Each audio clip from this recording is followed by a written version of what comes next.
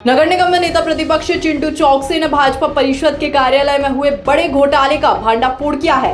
निगम अधिकारियों ने विधायक निधि के तहत मंजूर निर्माण कार्य किए बिना ठेकेदार को 13 लाख रुपए का भुगतान कर दिया। चौकसी ने बताया, विधायक रमेश मेंदोला ने सामुदायिक भवन निर्माण के लिए विधायक निधि से 10 लाख रुपए मंजूर किए थे। इस काम के लिए SK कंस्ट्रक्शन कंपनी को ठेका दिया गया, लेकिन कंपनी ने कोई काम नहीं किया।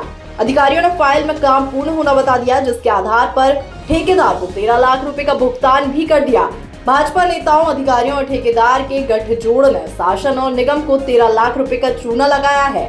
इस पूरे मामले में कार्य को मंजूरी देने वाले विधायक रमेश मेंदोला की भूमिका भी संदेह के घेरे में है। मामले में हमारे द्वारा निगम आयुक्त को शिकायत की जा रही है। हमारी मांग है कि जिम्मेदार अधिकारियों कर्मचारियों को तत्काल प्रभाव से निलंबित किया जाए। इसी तरह का एक घोटाला विधानसभा क्षेत्र क्रमांक 1 में VIP रोड पर द्वार के निर्माण में भी सामने आया था, लेकिन उस मामले में अब तक कोई कार्यवाही नहीं हुई है। देखिए, आज का विषय ऐसा है कि मैंने बोला कि इंदौर से लेकर दिल्ली तक भाप और भारतीय जनता पार्टी और भाप और भ्रष्टाचार का एक नई इबारत, एक नया आयाम अभी इंदौर में हमको देखने को मिला, जब जोन क्रमांक 17 वार्ड क्रमांक 20 में विधायक निधि से सैंक्शन हुए 10 लाख रुपए की ग्राम खातीपुरा राम मंदिर के पास में संस्कार भवन का निर्माण करना।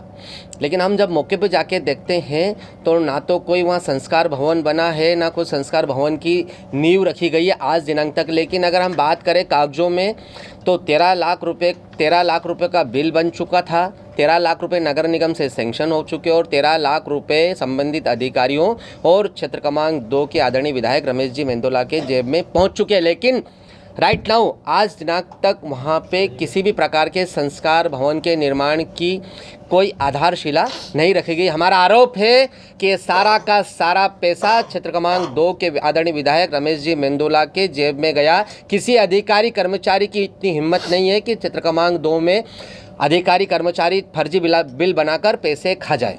किस कंपनी को ठेका दिया गया? ये SK कंस्ट्रक्शन कंपनी ग्वालियर की थी, जिनके माध्यम से ये काम हुआ। नगर निगम के माध्यम से टेंडर लगे थे, सारी प्रक्रिया विधि सम्मत हुई, बस काम विधिवत तरीके से नहीं हुआ और पूर्ण रूप से फर्जी बिल बनकर पैसा आदरणीय विधायक जी की जेब में पहुंच गया। 7% उनकी विधायक निधि का पैसा है।